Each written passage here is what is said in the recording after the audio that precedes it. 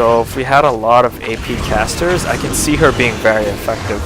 But if you're with, you know, mainly AD attackers, then it'll be much more difficult because she won't be able to land her spells often enough for you to do constant damage. All in the cards.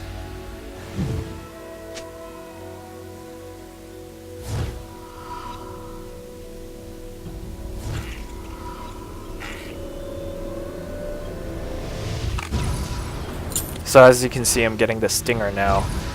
The Stinger builds into the Nashor's Tooth, which is actually one of the best items I find on Twisted Fate, simply because it stacks with his stacked deck, which actually lowers his cooldowns by, I believe it's 15%. And with the Nashor's Tooth, Nashor's Tooth is actually another 25%, I believe. And so when you have the Nashor's Tooth, that's actually all you need in terms of cooldowns. You reach the hard cap really easily with Twisted Fate, and that's what I like about him. You're not forced to buy a Mejai's Soul Stealer in order to, you know, get that full hard cap on your cooldowns, and you're able to effectively use your ultimate every, I believe it's 45 seconds, or was it, yeah, 45 seconds or a minute, which is actually very, very powerful for a global ulti that allows you to gank anywhere on the map.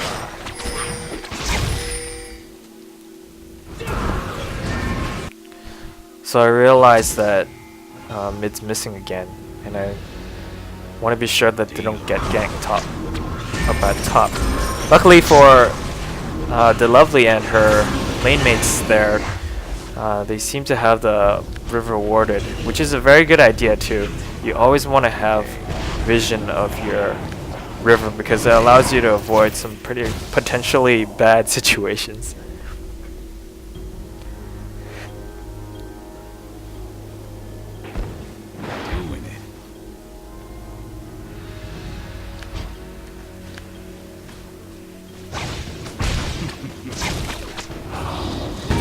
I get caught in a bad position here, and I pay for it dearly, simply because we don't have very good map awareness. But I am able to take down Pantheon before I die, and it goes to show you just how powerful the burst damage is on a hybrid Twisted Fate. And we get a pretty lucky Malzahar escape there too. I think the poison from or the damage from his AoE null zone was able to kill Misfortune there as she was ulting. So pretty clutch plays we got going on here. But it does seem like we are pulling away from in terms of kills, and we're doing a little bit better now, simply because we do have I guess some better burst damage than our opponents at the moment.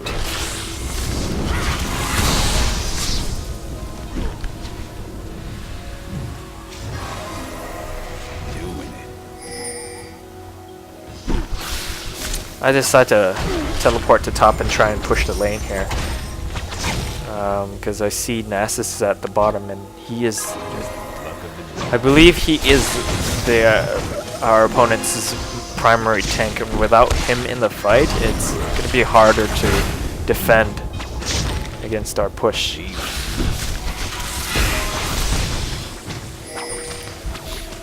Tower's only a few hits away, and I managed to take it down with our increased pressure. And that allows us to move on to middle and try and take that down.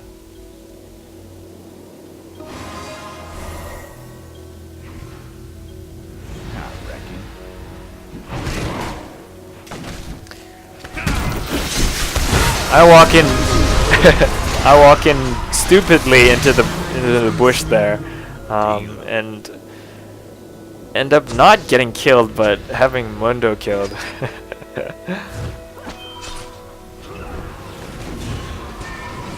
because you never see those kind of ganks coming. They kind of just wait for you in the bushes there.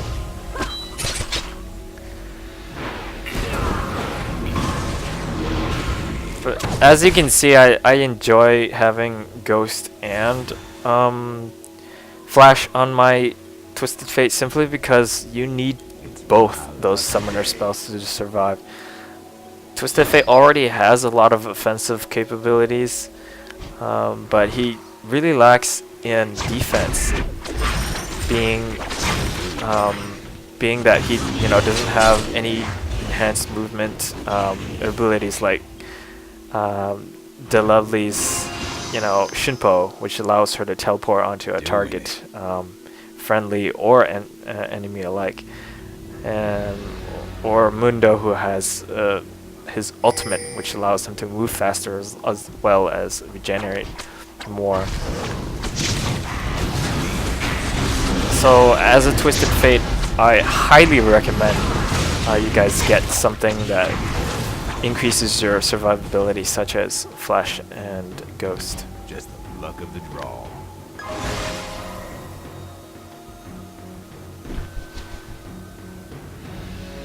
So as you can see, we're kind of stalking up mid here, trying to push our way into that tower and take it down before we move on to any of the other lanes.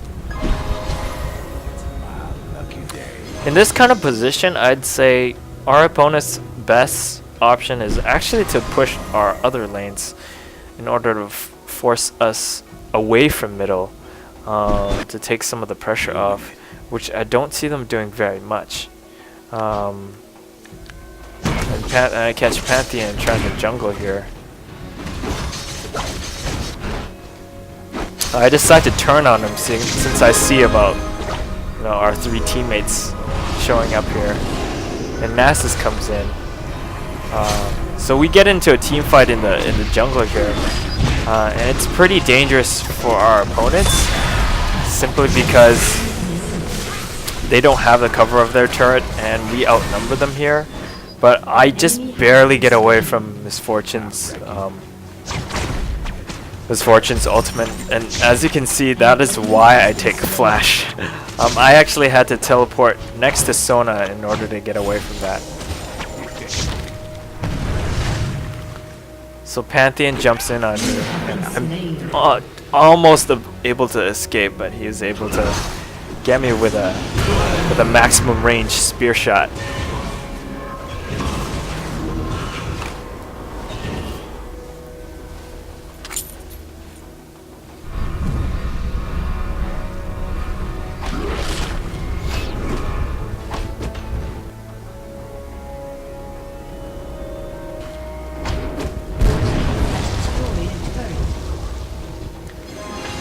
So I'm considering whether or not I should buy some of the skins for the holiday skins.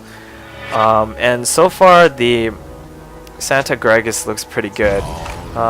In this game you see the Silent Night Sona and the I guess the Candy Cane Misfortune, which are also very interesting skins, but I find that they Sona doesn't look as attractive. I don't know what to say in her Silent Night skin.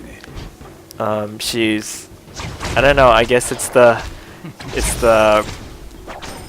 she's not showing enough skin or something like that. Misfortune, on the other hand, is I mean, she's wearing the candy cane out. She's using candy canes for guns, and she has the Santa hat thing going on, which is interesting. But it's because, I guess it's because she has so many skins that are like that with with her skimpy outfits, that I find it's no real different from her other skins. So I don't know. The Santa Gregus is so far my favorite Christmas skin, and with the reindeer Kog'Maw skin coming in close second.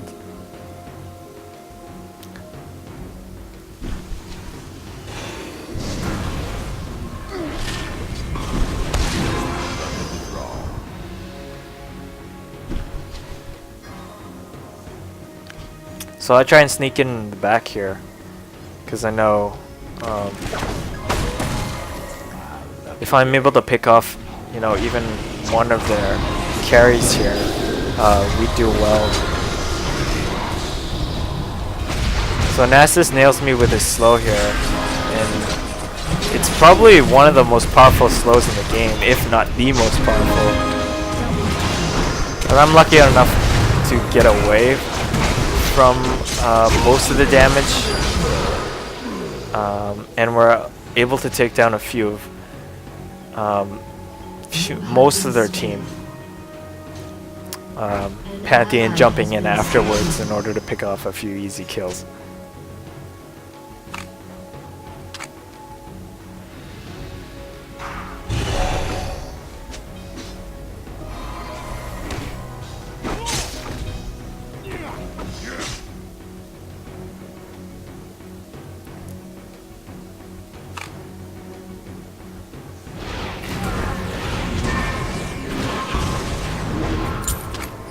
So now I have my Madred's Bloodrazors, and that by far is one of the most powerful weapons, powerful items that Twisted Fate can get, I feel.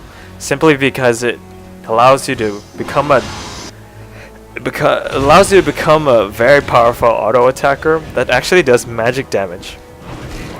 Simply because the bonus from Madred's allows you to do magic damage in extra damage to your target, and it's a very unique item in the way that it actually does both AD and AP in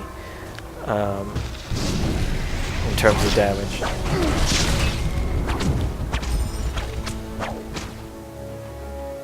I reckon.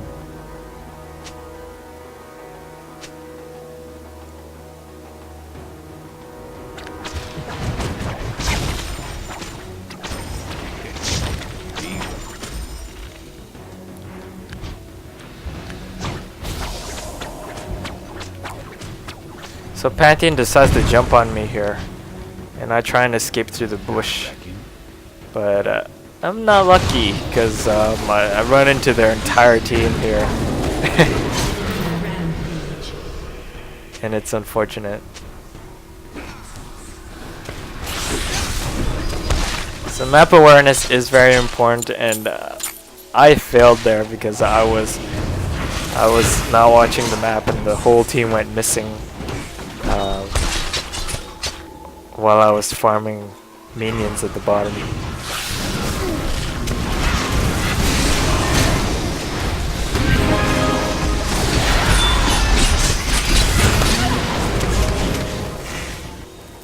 Delovely going in and courageously sacrificing herself in order to kill Pantheon.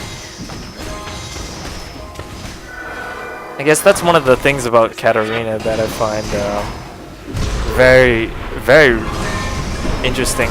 She's very high risk as well. Her ultimate does a lot of damage, but she can be knocked out of it, and it can be interrupted. So it's a pretty risky maneuver to do.